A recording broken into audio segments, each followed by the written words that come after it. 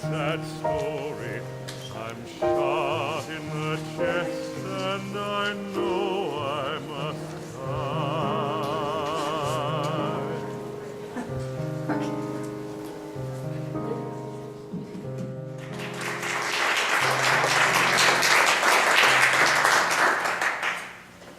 How are y'all enjoying your conference so far? Fantastic.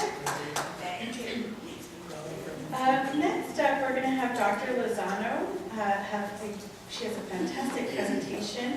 Let me tell you a little bit about her. Dr. Lozano has over 18 years of experience in the field of gerontology with the focus of geriatric psychiatry. She's currently an assistant professor of gerontology at Ashford University. In addition, she is a member of the Gerontology Society of America, American Association of Marriage and Family Therapy, and National Association of Social Workers and Sigma Phi Omega. Dr. Lozano is currently a leading member of the Task Force Against Elder Domestic Violence. So please help me welcome Dr. Lozano.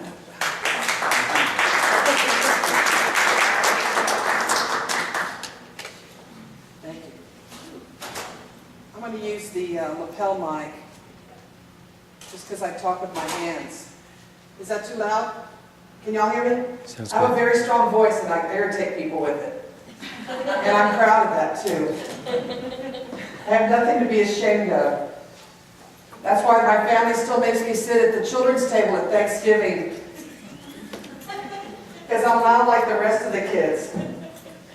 But anyway, I'm going to be going back and forth, mostly there because I've hurt my knee, and I hope y'all understand. I think this group would understand. But I have been doing this for a while. Actually, I just had my 21st birthday, so I guess for about 2 years. And but my passion is working with the elderly. I have a great story that my grandmother, my mother's side, I grew up next door to her in San Antonio. She was the oldest of 21 children, born in Monterrey, immigrated to the United States, and really raised the last 6 of her siblings. But for some reason, when I was born, I was her 5th grandchild. She came to the hospital on the second day I was there. You know, back then they left women there like 14 days. Those days are gone. To pierce my ears and to pray for me. It was her thing with all the babies. So she came with her thread and her needle, and she picked me up, and she looked at me and she told my mother, "This girl, my granddaughter, will work with old people." And here I am. Wow. So she started to, I guess, train me at an early age. She took me to funerals. A lot of old people were hanging out there. She took me to Luby's. We'd walk downtown. We'd go eat ice cream. She took me to Mass every day. And even when I went to school, she took me to Mass after school. She always bought me a dress. I mean, it was great. I don't like dresses anymore, but anyway, I think that later on in her life, she was diagnosed late in life with vascular dementia. And she was living alone. And I remember the day like it was yesterday, because I still feel very close to her. She's with me all the time. She gave me a necklace, and she gave me 3 different medals to wear as I grew up. Different, like when I was 16, when I was my first communion, and when I graduated from college. She said, "I want you to carry these 3 with you to protect you at all times, but to also remember that you can be anybody and do anything you want, and don't let anybody stop you." So I call it my Power Rangers. It's actually, they're saints. I shouldn't say that, but they're kind of like my Power Rangers. I feel like they have power. They kind of protect me. And when she was diagnosed, it was very difficult for me. At the time, I was the administrator of a geriatric psych facility in San Antonio. And I started to She came to the facility to be actually assessed, and the Dr. Jimenez told me, yes, your grandmother has dementia, and we've got to make some decisions for her not to live alone. And so my uncle, who was her primary caregiver, had never been married, taken care of her, traveled all over the world, always took care of her financially, had recently been married for the first time. So you can imagine what that did to my grandmother. At 67, my uncle gets married, which we still joke with him about, like, okay, like you almost got away with it. Why'd you do it? But he did it anyway. Married and decided that it was best. I wanted to move in with her, but decided it was best. He decided he wanted her to go to a nice boarding care facility. As she worsened, he made that decision. So she lived there a long time, was very well taken care of. Unfortunately, at the end, she wasn't so very well taken care of. There was a fire, and 6 of the elderly in that home died in that fire. That's another story.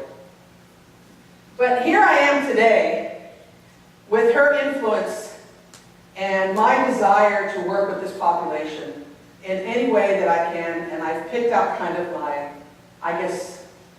the things that I want to talk about. Now I have my mother, who my father died about 10 years ago, and my mother now has a dual diagnosis of Alzheimer's and vascular dementia. I think more vascular. I think more personality problems than anything else. But, well, that was a joke. I'm going to talk about that. Y'all can laugh because you understand that these personality issues greatly impact our ability to be able to manage these behaviors. Because you're not just dealing with the symptoms that you see or you read about or you see online or that someone gives you a pamphlet. You're dealing with the personality type. Here's a secret. Whatever negative personality types you have in your life right now, and you know what they are, maybe you have none. Maybe you have the Power Ranger necklace. I don't know what it is. Maybe you have none, but here's the deal. Do you know that it manifests itself 100% when you become older? So if you don't take care of those things now, they will take care of you later, and unfortunately, everyone else around you will get to benefit from that. So if you're a mean young person, you're going to be a mean old person. And if you're an anxious young person, you're going to be an anxious old person. If you're a horny young person, you're going to be a horny old person. I mean, it just doesn't matter.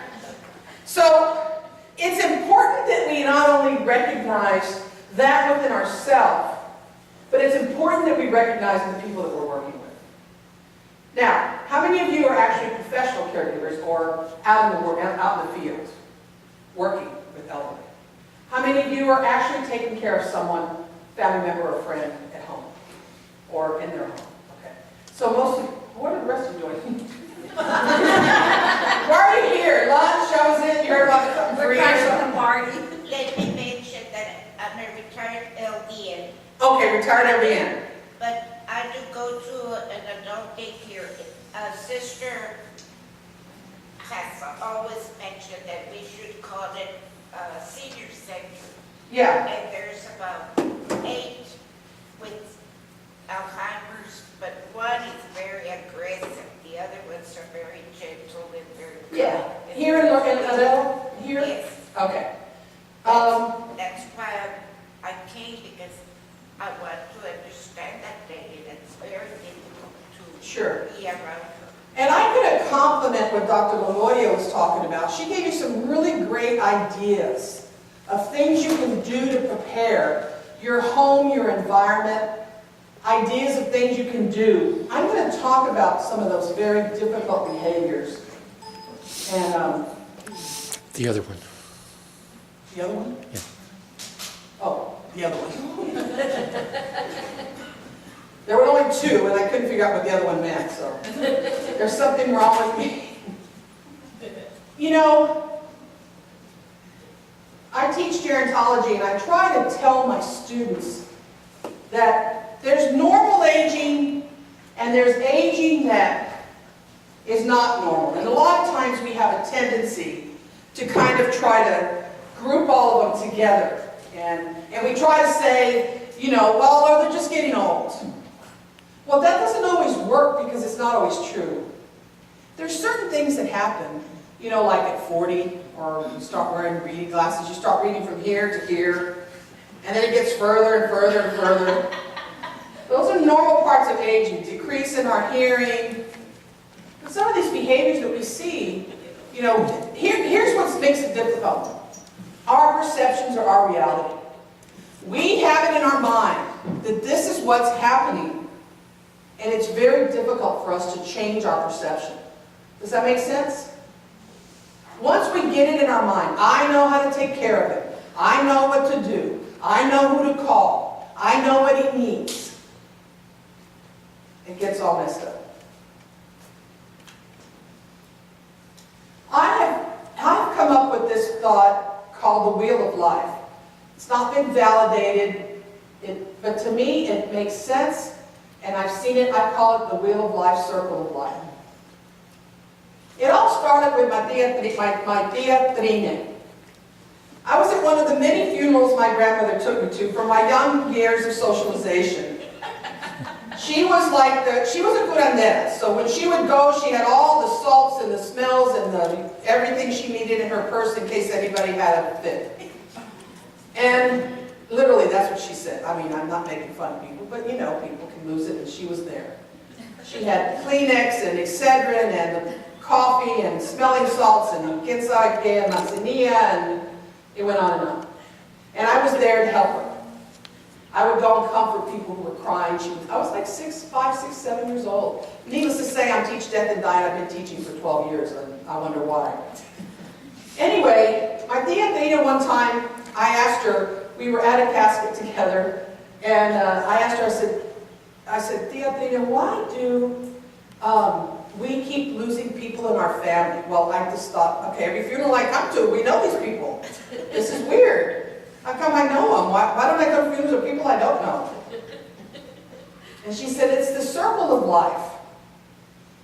And this was a long time ago. And she said, what it is, it has to do with the ladder. A ladder. She said, you know what a ladder is? I said, yes. And I use this now when I talk about death and dying. And she said, the ladder is, when we're young, we're at the bottom of the ladder. We watch all the people that are older than us climb up the ladder and eventually get to the top, and well, we know what happens from there. Right? So, as people, before you begin to die, you take another step on the ladder. And I just thought about that the other day because I'm like, oh my gosh, I'm like on the second step now.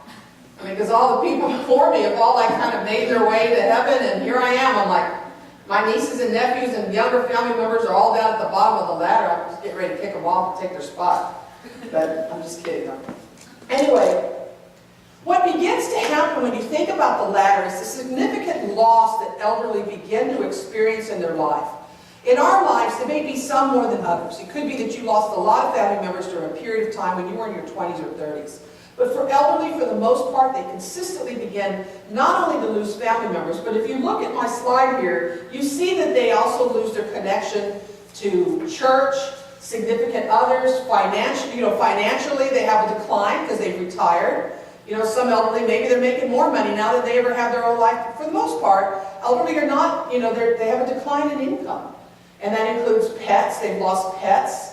Maybe they can't take care of them anymore. Maybe the pets have died.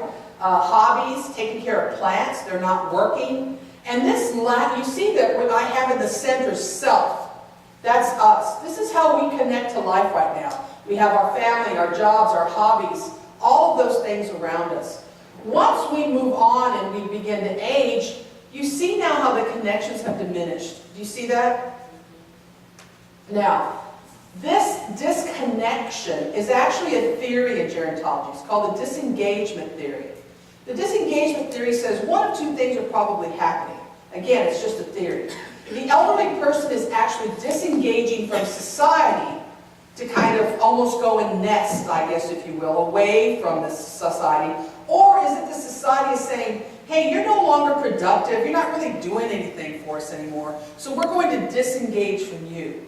There's a lot of argument of how that happens. However, this kind of behavior actually leads to things like isolation, which is really one of the most common dysfunctions that began to occur for the elderly, lack of social interaction, lack of socialization. I am a strong believer in this because when I first started working in San Antonio at Lutheran General Hospital in the Geriatric Psych unit, I worked in the west side of San Antonio. Those of you familiar with San Antonio know that that is the deep heart of San Antonio so far as of Hispanics. There's probably 99.9% are in that neighborhood. So we worked in that neighborhood, and we had 24 beds, and this particular month, we had 21 patients, and 18 of them were Latina women, older women over the age of 65. So it was my second week of work. Oh, I knew everything. I knew what to do, how to talk to them, how to counsel. We were getting ready to have group, and so I went to everybody's room, and I said, come on, we're going to group. They're like, what's group? What does that mean? I'm not going. They didn't want to go. They didn't want to talk. They were all wanted to stay in their rooms. For 2 or 3 days, this went on. So who do I call? I call my grandmother. I go to her house, and I said, I'm really having trouble with these older women. I can't get them to come to my meetings. Well, what are you going to do? ¿Qué van a hacer? So we're going to talk. Oh, you're not going to you can't just tell them that she knew. She said, here's what you're going to do. You're going to have them come to the kitchen in your building. And you're going to have coffee, and you're going to have bambusa there. And all you're going to do is tell them, I have coffee and bambusa in the kitchen. Don't mention talk, don't mention group, don't mention therapy, don't mention any of it. Here's what I did. They came out like roaches out of the walls. Here they come walking out to come to the kitchen, holding each other's hand. Next thing you know, la plática. They start talking. And I'm just an observer. I join in. They're not even looking at me. I'm not even there. But I start to notice that this is what's making them talk. And they're getting along well. And they're talking about their problems. And I start to interject. And next thing you know, that's where I do group. The rest of my career in that hospital, I did group in the kitchen. Because my grandmother said, this is what these women are used to. This is when they solve their world problems and their family problems, was in their kitchen. Making tamales, cooking breakfast in the morning, making tortillas. This is where it all happened. And this whole idea of these number of losses that they're experiencing begins to impact the individual, especially if they don't tie the connections again. This is what I start to see that is kind of left. Friends and neighbors, but even then, they start to disappear too, right? The older neighbors start to move, or they die, or they go to a facility. And family, that's why the older person says they hang on and latch on to the family. Why? Because everything else is gone. Well, that's not the only reason. But for the most part, that's where they feel, that's where the connection they still feel that they have. And the family's doing everything they can, at least most families, for the most part, to try to help to take care of that person. Unfortunately, as well as the family is trying, they are not always helping that elderly person because they treat them as if they are isolated and alone. And here's an example. Conversations that we have with older people are very rarely about what's going on in the world around us. It's usually like, how are you feeling? How's the achenta? How's the dog? How are your plants? We keep it very informal with them. We don't try to integrate them into the world around them. Did you hear what happened today in the news? Did you see? You can have these. I'm not talking about Alzheimer's patients that are gone. I'm talking about people you can have conversations. I do everything I can to engage older people in conversations of what's current events. I figure out a way to bring them into the world and to keep them there. I try to do this with my mother. She's like, oh, I don't care. I don't care what's going on. So I keep trying to do that. But if I start talking to her about her novellas, hey, what's happening in your novellas? Oh my gosh, I mean, it's like an hour, I start to fall asleep. I'm like, okay, I'm sorry I asked, but this is what's important to her right now. And sometimes I think she gets me mixed up with novella characters because I really do believe that. I'm one of these days when I have time, that's going to be one of my studies. I think she thinks, because she'll call me, she'll go, did you hear? She'll name a relative and she'll say what they did. that they went out with a neighbor and they left her there alone at the house. I said, Mom, that's your novella. That is not happening in our family. That is not happening. Anyway, she just is convinced.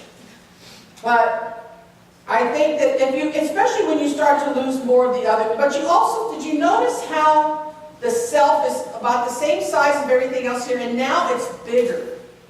What's happening? Well, now the self and the family, the number of losses, that's where the focus becomes for the person. They either isolate themselves or they become self-absorbed in themselves. They become so self-absorbed that that's all that matters. Now, why am I talking about this? Well, when you start talking about treating difficult behaviors in dementia patients, what you need to understand is this foundation of what they have been experiencing. Imagine yourself right now. You wake up tomorrow morning and everything you've known in your life is gone. Your job, your health, your decline in health, your bank is no longer has any money in it. Of course, mine doesn't either, but that would be still. Just the idea. Your family's gone, your friends are gone. I don't know where they've gone, but they're gone. It's just you now. How would you feel? Would it be traumatic? Absolutely. The older person has been dealing with these losses significantly, just loss after loss. And now when they're losing their memory on top of that, perfect example. I left Texas State University in February. The week that I left, my mother was re-diagnosed with recurring cancer. So she's been in radiation for 5 weeks. It's been a tumultuous time for me. And on top of that, she was diagnosed with dementia, Alzheimer's, which I had already suspected, but we didn't have a formal diagnosis. But the day she was diagnosed with cancer, she was screaming in Spanish at the doctor. Poor doctor, he's like, oh my gosh. She said, I don't have cancer, you're lying to me, you just want to use my Medicare, I know who you are, whatever. You like Obama and you want to spend all my money, whatever. She told him off, he cussed him out in Spanish and walked out the lobby, and I act like I didn't know her. So then I go talk to the doctor, and so I went out to my mother and I said, Mom, do you understand what just happened? He says I have cancer. He said I had cancer 5 years ago and now it's back. I don't understand. I never had cancer. I've never had cancer. I would know if I had cancer. So there I am. I'm thinking about all the things I teach everybody. And at that moment, once again, none of it worked. None of it worked with her. But now she connects me with the bad news. She connects me now with the bad news, and she's been mad at me since then, and I think that's part of it. But anyway, that's another story. Or maybe that's been since I was 12, I'm not sure. But anyway, y'all can put me on the couch and then I can talk to you about it. A little glass of wine, you can help me work it out. Anyway, that was Wednesday. On Monday, I take her to her geriatrician, Dr. Biscotta, who is, by the way, fabulous, lives in San Antonio. She's the best doctor. I've worked with doctors for 17 years. She's the best geriatrician I've ever met. She did her test on her, and she told my mother about the dementia. My mother was devastated.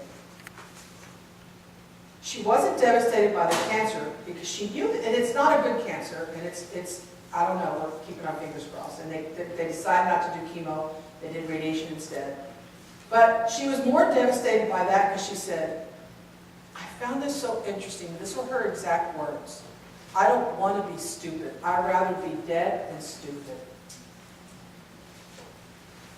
Well, she's not stupid.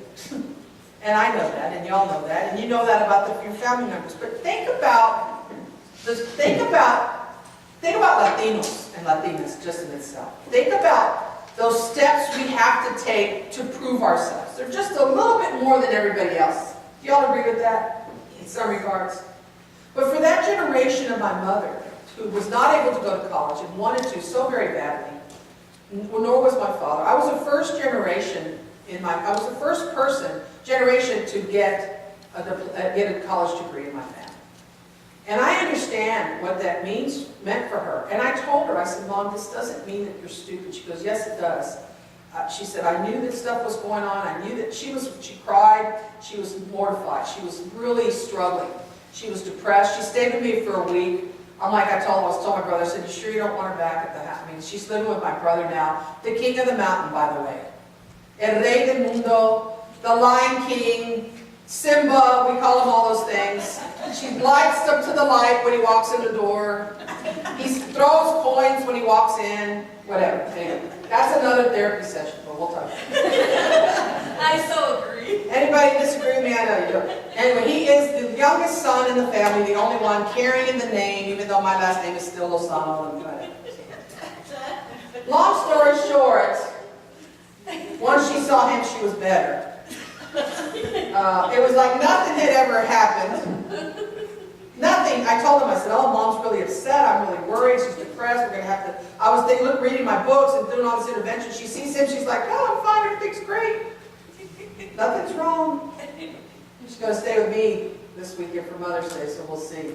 She only gets depressed when she walks in my house, as do I now. Anyway. I found that very interesting with her, and so these are kind of things I have to keep in mind when I'm doing intervention with my mom, when she starts to do things, especially when I tell her when she takes her medication. She gets very angry with me because I said, here's your medication, Mom, go ahead and take it. Well, she can't figure out the Monday, the Thursday, the Wednesday, so I'll open it up for her. I'll say, take those. And she takes them and she puts them in her pocket. I'll take them later. No, Mom, I want you to take them now. You can't tell me what to do, and why are you always telling me it's mandona, and why do you try to oh my gosh, it's just, you know what I mean, if you don't have scotch in your hand when you're talking to that woman, it's really difficult to get through the day. Anyway, yeah, the AA meetings have helped me a lot. I'm not really going to AA. I'm not saying I shouldn't, but I'm just saying. So you start to see then how it can affect some of these things we see. Now, Dr. Lamoya really gave some great ideas. We talk about the willingness to ability to bathe. Well, she has quit bathing because she just says it's too cold. And I caught her in my house. She was in the guest room, and she said, I'm going to go take a shower. I said, Mom, why don't you go take a shower and I'll get lunch ready, breakfast ready. Okay. So I hear the shower go on. She's in there, and she comes out, and I could tell that she had not taken a shower. First of all, it was fast. You know what I mean? Old people don't take fast showers.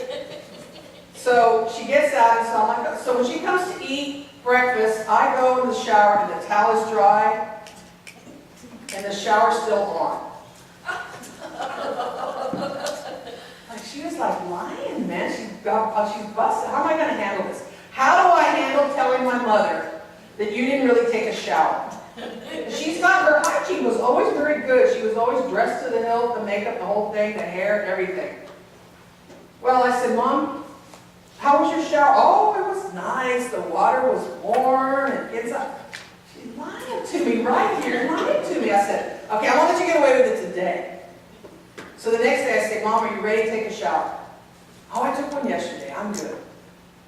No, why don't you just take a shower? Well, you can't. Well, I can't believe. She said, I'm almost 80 years old and you're telling me to take a shower.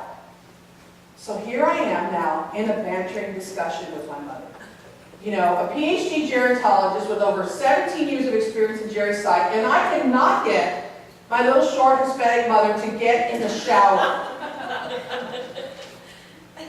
I couldn't get her to do it. I never succeeded. I called my friends that work in home health. I said, what do you do? She goes, well, you can walk her. Are you kidding? I mean, she will. So my brother, the Simba. Robert, will you please tell Mom to take a shower?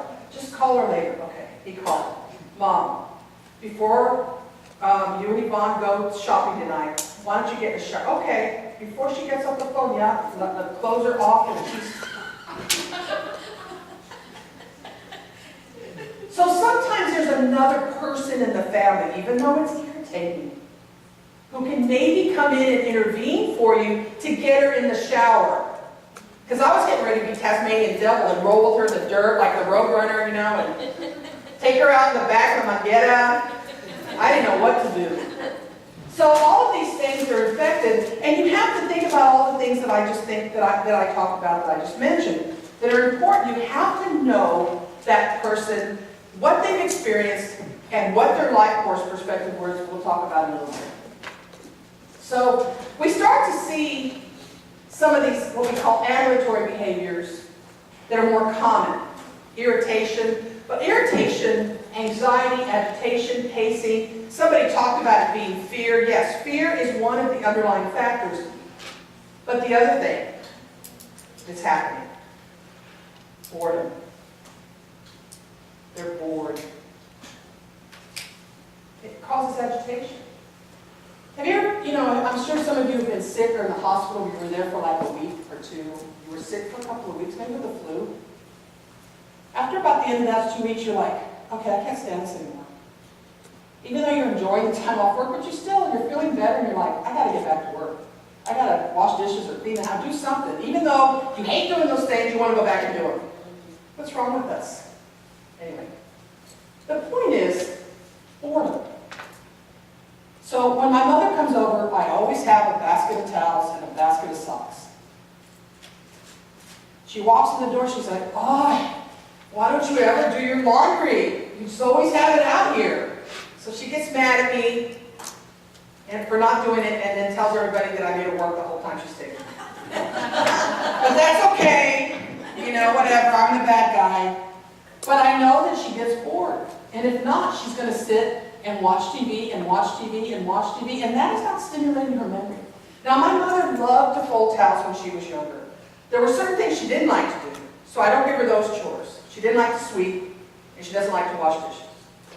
She likes to dry dishes, so she'll help me dry dishes, even though she's broken like half my Fiesta ware.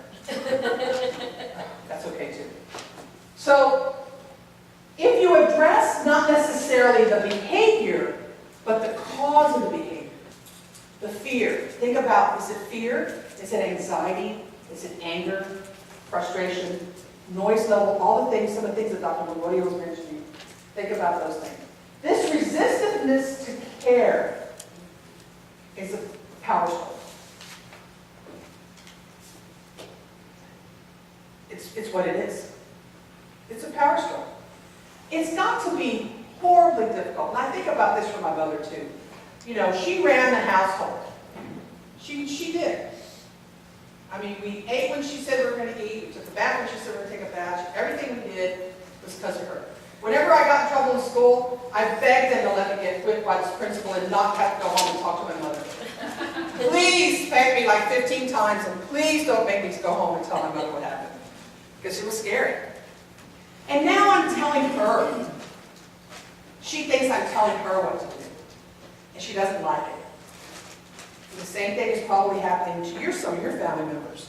That resistance to care has to do with their lack of control, their loss of independence. Now, does that make our job any easier because now we understand it, or now we're thinking about it differently? No. We still have to do it. We still have to do it, despite the reasons. However, you can try to eliminate some of these things. Increased stress, some things that we see. As the stress increases in the household, or for that person, we're more likely to see these behaviors. If we think of these behaviors as connected to some form of stress, then we can maybe start to deal with that. Increased anxiety. Now, I don't know if any of you all have had any form of anxiety, whether mild or, severe. I don't like flying very much. I don't like it at all. So there are certain things I need to do to prepare myself to get on a plane. First of all, I have to be there like 4 hours early. I know. I'll just read a book. But if I don't get there 4 hours early, my anxiety level just raises. I have to sit over the wings. Because my father was a sheet metal airplane mechanic and told me all the time, since I was like 10, Mija, if you ever got on a plane, I'm here to tell you, the only part of the plane that's the strongest is the wings. I put the bolts and bolts on all the plane, and I'm telling you, that's really, not all y'all are going to be paranoid about that. But he worked on those C-30s for the Vietnam War, and he worked on a lot of planes, and he would tell you that that's the safest part of the plane. And then my grandmother used to tell me, don't get on a plane with a bunch of old people, because if God wants to take them, it's much easier to take them than young people. So I always count how many old people are on the plane. So if there's too many, I wait for the next flight. But anyway, waking up at night. That's anxiety and stress too. It could be that they're sleeping too much during the day, which is another thing. My mother lies that she took a nap. Don't let them sleep. Let them take a nap. They're older. They need a little sleep, but don't let them sleep so long because it's a break for you. Wake them up. That is really important that you get them, just like Dr. Longoria was talking about their schedule, you have to get them on a sleep schedule. The schedule is so critical. If they're not in daycare or senior center, you have to provide that daily schedule for them. It has to be very precise. Breakfast, bathing, meals, everything. They have to start feeling a sense of that structure. Even though they don't understand what's going on, we all have biological clocks. It's that same thing when you're like, you get a day off from work and you wake up at the same time, 5 o'clock. You're like, I couldn't sleep in just one more hour? It's because we have a biological clock that's getting us moving and going. The same thing is true for the older person with dementia. We have to accommodate that biological clock. Sundown syndrome, how many of you are familiar with that? When about late afternoon, when they start to experience that anxiety that comes what they call sundowning, very common in Alzheimer's dementia patients. So you have to either talk to the physician about medication depending on the level of anxiety or agitation, or you have to find something to entertain them. Because we have a tendency like, what can I do for them? They don't really know how to do anything anymore. Think about it. Music, especially our culture, we are music. We're about music. A lot of our culture likes music, maybe a book on tape, but you don't want to put something there that's they're going to like listen to it and go, I don't know what that is, and it scares them. Or remember, their hearing and their mind and their hearing is intertwined in a way in which they're not able to really figure out what that noise is. My doorbell at home is a kind of an odd doorbell because I live in a very old house. And so my mother always says, why is that? Do you live near boats? Why are there, I hear boats. I hear bells from boats. I'm like, no, that's the doorbell. That's not the doorbell. You live by some boats. I mean, so I have to kind of explain that to her and what that particularly means. Confusion and agitation, I still am convinced that some of that has to do with boredom.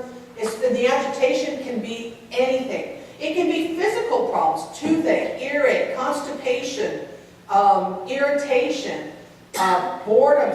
It can be a rash, an itch. It can be so many things. We had a patient when I worked at the geri-psych unit in San Antonio that came in with severe agitation. The nursing home kicked her out of the home because she slapped the doctor. And anyway, we had a hard time bathing her. We had a hard time getting her to go to groups. She was combative, she wasn't cooperative. Finally, Dr. Jimenez told the nurse, he said, you know what, open her mouth. I want to look in. She had an abscess the side that was so bad in her molar that anybody would have been acting. She couldn't communicate that to anybody. But he could smell it on her breath. He knew something was wrong. They took her to the dentist, took care of that abscess. She's like a nice little lady again walking around. You know, they called the nursing home. They're like, oh, sorry. Well, you know, the nursing home couldn't open her mouth and check to see. But anyway, that's another issue. But anyway, nonetheless, that's really our responsibility. I mean, we have to check those things ourselves. You want to rule out. You want to say, how many of you have had children?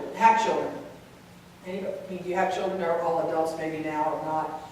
You remember when they were younger, when they're infants? You have to figure out why they're crying, right? And I'm not comparing elderly to children because I don't like that. And I'm going to tell you, I'll be the first one to jump on somebody's back if they say that. They're like children. They're not like children.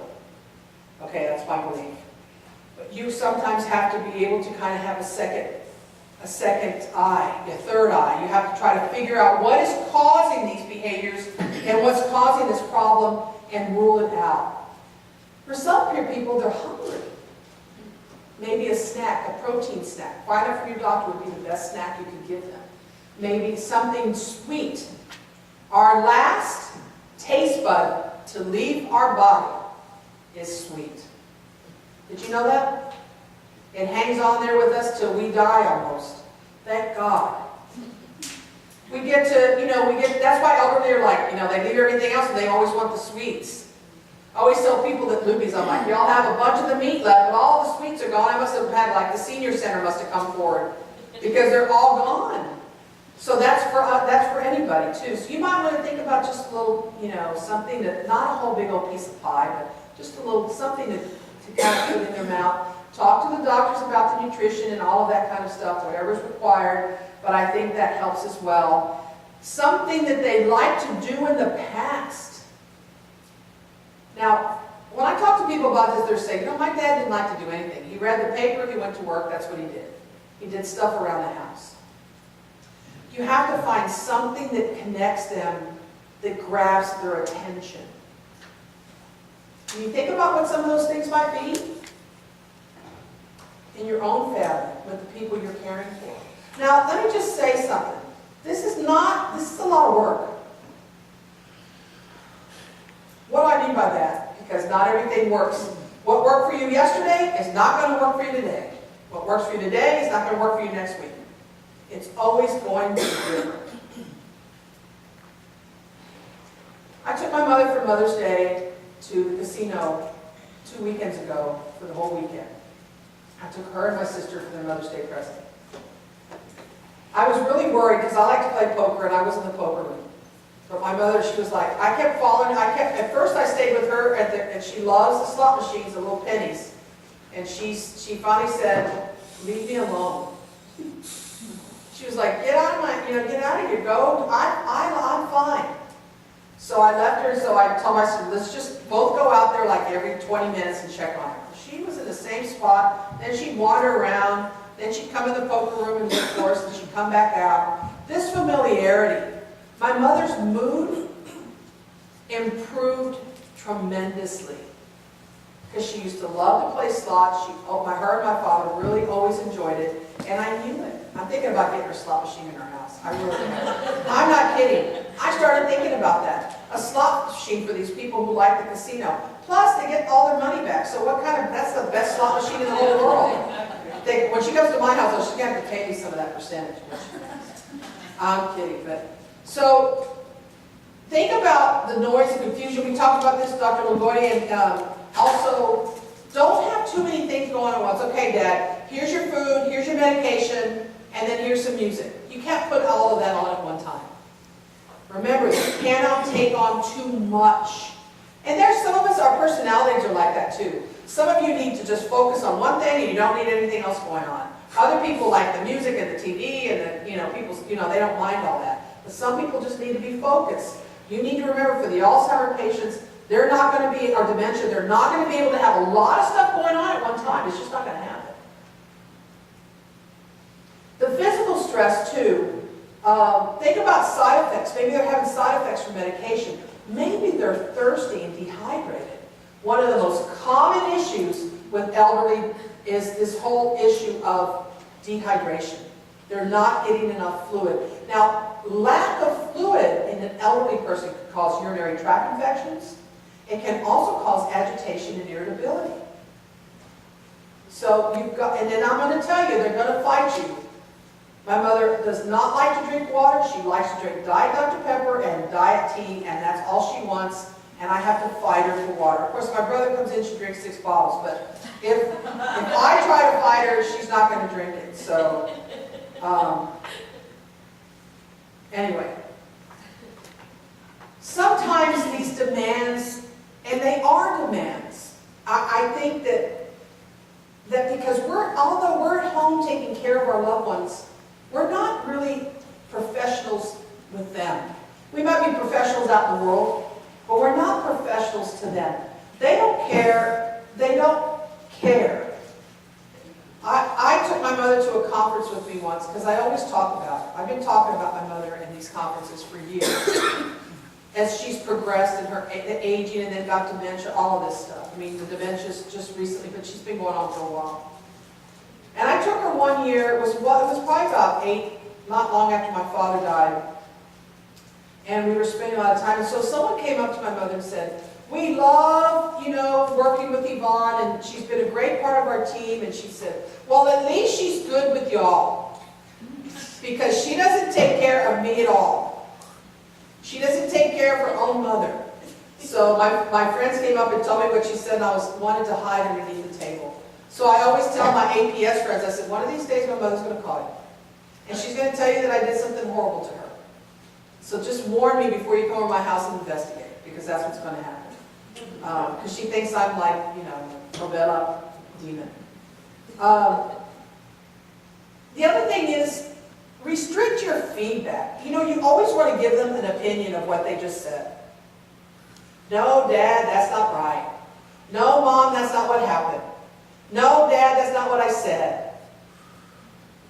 Why are we like that? Because we know that that's not going anywhere with them, because that's what they believe. But say, no, Dad, it's not. You just ate dinner. Or no, this is your house. What do you mean you're somewhere else? This is your house. Look around. Look, that's your clock. Look, that's your fireplace. Doesn't mean anything. And that particular, no, you're not going to work. Now, here's a really good trick I learned about that one. I usually have somebody call me on the house phone. You can have somebody, not me, but you can have somebody call you on the house phone to say, Mr. So-and-so, Mr. Garcia, don't come into work today. We don't need you. And let them talk to them, and then that ends it. You can address those kind of issues that they're having in their mind by just actually addressing them. My mother, older women I used to work with used to say, I got to go pick up my kids. Right about sundowning time, they'd have to go pick up their kids. So we had a bus stop at on our facility. An actual bench that looked like a bus stop. And we'd tell them, go wait at the bus stop because your kids are going to get off. And they'd wait, and they'd wait, and they'd wait. I mean, it was in a hospital hall. And they'd wait, and they'd wait, and they'd wait, but they were calm. And then we'd say, time to eat, okay, and they'd get up. Move on to the next thing. And they'd talk to each other about how where's their kids, they never came to the bus, what's going on? And I said, you know what? They went ahead and just went home. It's called validation therapy. They went home and they're there with your sister and their cousins and they're fine and they just wanted you to go ahead and eat and then they'll see you later. Okay, and they move on to the next thing. Because what's happened is they've gotten stuck on that. And you have to help unstick them. You have to, they're like a robot, a little toy robot who keeps walking into the walls and you have to redirect that robot to do something else. It takes a lot of work. We have a tendency to make it easy for ourselves and just give them opinions about what's happening. My mother's always telling me about my brother's wife, because you can imagine what that relationship is like. And I'm like, no, Mom, that's not true. And no, Mom, you don't know. You don't live there. You don't know what it's like. So I'm just telling her, now I just say, that must be awful. Oh my gosh, how do you put up with that? That's what I tell her. So I have my father always keeps saying, when are you taking me to my house? So what should I say? You're in your house? No, don't tell him he's in his house. Just say, you know what? You know what, Dad? I was just thinking about your house the other day. This is what I would tell him. When did you buy that house? See if that redirects it. Anything that he built onto it, anything that you can have a conversation to him about what that house. What he's telling you is, I really miss the house because I can't see it in my mind anymore. He can't. He doesn't recognize where he's at. So in his mind, he misses the house and he wants you to take him in. And sometimes, I just want to say this, I would get him in the car, drive him around, and come down a route that he's familiar with and bring him back home and say, okay, Dad, we're here, we're home. If he says, this is not my house, and just say, oh, first we're coming to my house and then we'll go to your house. I mean, you just got to stay with them. It's one big lie. I'm sorry, validation therapy. But it works. And you know, the thing is, the more agitated they become, what you might be dealing with then, if he's not able to redirect, is you might have issues with depression now. Depression is probably, what they're saying now, I hate to throw a statistic out there because I can't remember off the top of my head, but I think it's over 62% of people with dementia have clinical depression. And that's how we started to see a great deal of improvement in my mother, is when we got her on a very mild dose of an antidepressant. And you need to go to the right doctor to give them the right dose, because a lot of doctors they don't know that there's certain antidepressants you should not give over them. But maybe he's there. maybe he's needing something to kind of, to make him feel better, to kind of increase his, to get him out of that slump that he's in missing his home. But, he really is missing his home, because he doesn't even know he's in it. So, in his feelings, in his heart, his home is gone. In his mind, it's never, he didn't know where he's at. Does that make sense? But with my grandmother, she used to do the same thing, and I'd drive her around, and I'd bring her back, and I'm like, here we are. Oh, okay, when it was going to guess. We weren't in her house. She thought we were. I'd get her dressed, I'd put her coat on, put her little hat on, and we'd go out and do a couple of rides on the block and come back to the board and care home. She thought she was home. She loved it. She'd have her little purse. You want to keep the stress at a manageable level. Remember, they're experiencing stress and you're experiencing stress. And you're trying to manage your stress and you're trying to manage their stress. And the only way to manage your stress immediately is to manage their stress. Does that make sense? You cannot manage your stress at the same time you're managing their stress. We're going to talk about this after lunch, about how to manage your stress a little bit. But you have to manage their stress. That's what you're there for, right? And this is what I try to tell people all the time. I've started to change my train of thought when I used to tell people, really talk to people about hanging in there as long as you could. I don't do that anymore. I believe that no one loves our families, no one loves my mother, more than our family loves my mother. I know that. No one can tell me any different. But are we the best caregivers for her? I'm not quite sure. Do you understand the difference? Yes. We're not quite, even though I have a lot of expertise, it doesn't work with my mother. And I think sometimes that maybe she needs to be somewhere where they are the experts. And I just get to go and love her when I see her. And she's living with my brother and sister-in-law now. And I think she's been there less than a year, and it's been a challenge already. So for us, we're like, oh, but we can't, I don't want to put my mother there, and I don't want to put my mother here, and oh my gosh, that would be terrible. My father, my mom, I'm not doing it.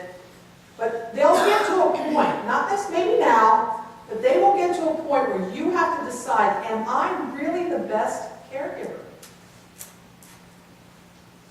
You have to honestly ask yourself that question. And we'll talk about that a little bit more after lunch. How much time do I have? I go on and on. Thank you. 5 hours, you said? These people are going, oh my gosh, 5 hours. Dementia is incurable. It's not untreatable. You can treat it. How many of you think that the people that you're working with, your loved ones, are really listening to you? Raise your hand if they're really listening to you. Raise your hand if they're really doing what you will say.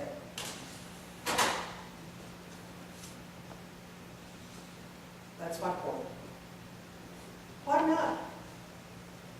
Do they listen to other people? Probably not. Once you get them into structure of some kind, adult daycare, if you want them to stay at home, then think about adult daycare.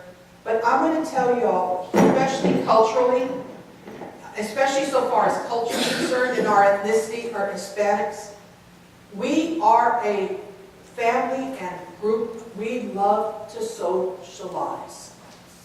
Quinceañeras, first communions, second communions, third marriages, funerals, parties, fourth marriages, divorce parties, 15th child. We are there. I mean, when I first started working at the hospital downtown, they really didn't have the cultural sensitivity. I was shocked. It was right in the middle of downtown, the Nick's Hospital. And they would say, why do your people, Yvonne, they really meant this sincerely. Why do so many of you guys have to come to the hospital for cataract surgery? It's not even open heart. Open heart, forget it.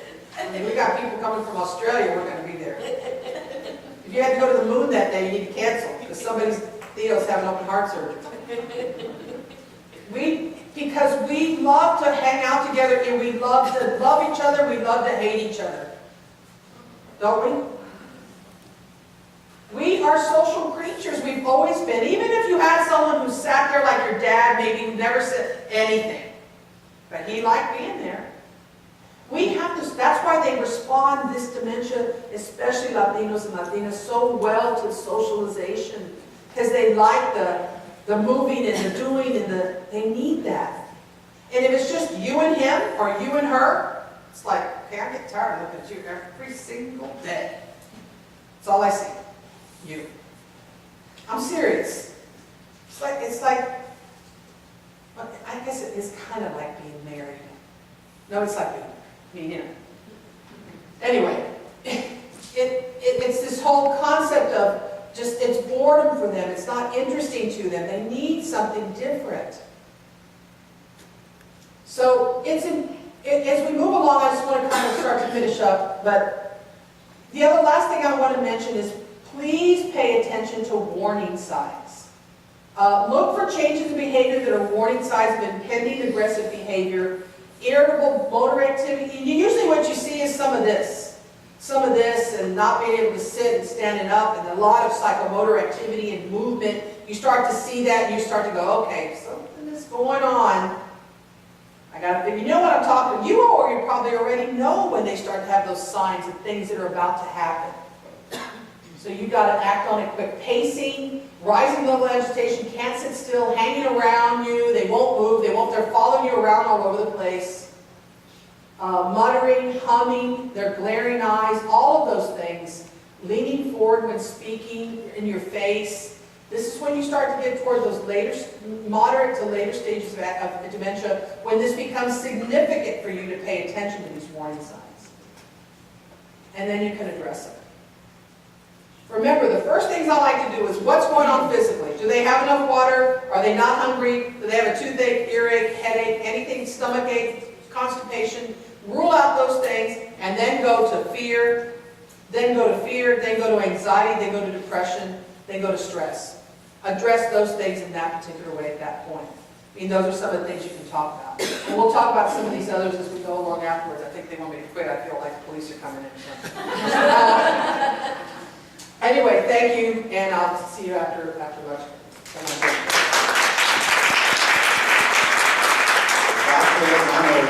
Wow. Okay. I paid him to say wow. Checks in the mail. Okay, by show of hands, who's hungry?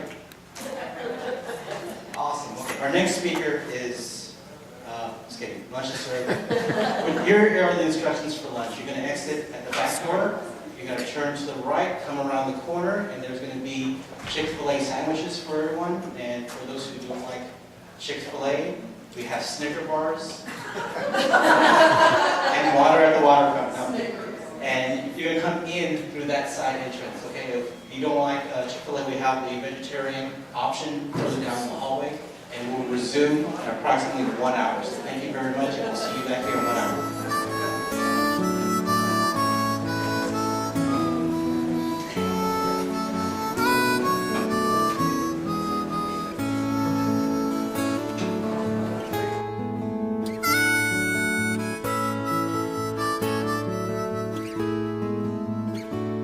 As I walked out in the streets of Laredo, as I walked out in Laredo one day, I spied a poor cowboy wrapped up in white linen, wrapped up in white linen and cold as the clay.